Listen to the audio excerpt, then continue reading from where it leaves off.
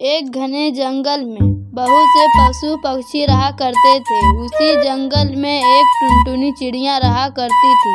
टुनटुनी का घर बहुत पुराना और टूटा फूटा था। उसके पास इतना पैसा नहीं थे कि वे बरसात से पहले उसके मरम्मत करा सकी। बरसात में वे घर टूट कर गिर गए। टुनटुनी के घर के सामने ही कालू कौआ रहता था। टुनटुनी उसके पास मदद मांगने गई। कालू भाई, बरसात में मेरा घर टूट गया है। हाँ, वो तो मुझे दिख रहा है। तो कोई अंधा तो नहीं हूँ, पर मेरे पास आई तो क्यों? कालू भाई, बारिश का मौसम बीतने तक के लिए मुझे अपने घर में पनाह दे दो तो बड़ी मेहरबानी होगी। आपका घर तो बहुत बड़ा है और मजबूत है। मेरा घर बड़ा और मजबूत है तो मैं सारे बेघर पक्षियों को घर घुसा लूं।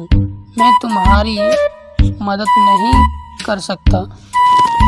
फिर टुनटुनी चिड़िया बाज के पास गई। उसका भी घर बहुत बड़ा और मजबूत था। अरे, मेरा घर बड़ा और मजबूत है तो क्या मैं धर्मशाला बना दूं? ये जा तो तुम्हारी कोई मदद नहीं कर सकता। टुनटुनी गई, पक्षियों के पास मदद मांगने गई। सभी ने उसकी मदद करने से इनकार कर दिया।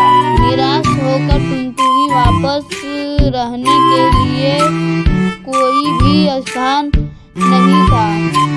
वे किसी ठिकाने की तलाश में भटक रही थी। तभी उसे जंगल में खंडहर, एक पुराना टूटा एक जंगल में ऑटो दिखा। इसी जंगल में होकर कभी एक सड़क गुजरती थी।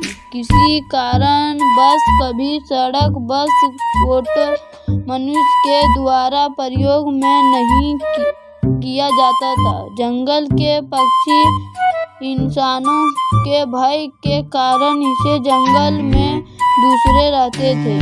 ये ऑटो तो खराब है, मनुष्य तो प्रयोग नहीं करते। जंगल की सड़क भी मनुष्य के द्वारा प्रयोग नहीं की जाती है। क्यों ना मैं इसे घर बना ले। यहाँ आने से सभी पक्षी कतराते हैं तो कोई मुझे परेशान भी नहीं करेगा। टुनटुनी रहने लगी। ये घर बरसात से भी सुरक्षित भी था और मजबूत भी था। टुनटुनी वहाँ खुशी खुशी रहने लगी। अब घर की व्यवस्था हो गई थी, पर भोजन का कोई ठिकाना भी नहीं था। एक दिन वही आसपास घूमने के लिए गई तो उसने पाया कि एक पेड़ के पास अनाज की बहुत बड़ी भंडार पड़ी थी। लगता है ये जगह कभी इंसानों की थी। चलो, ये अनाज मुझे काम आएगा।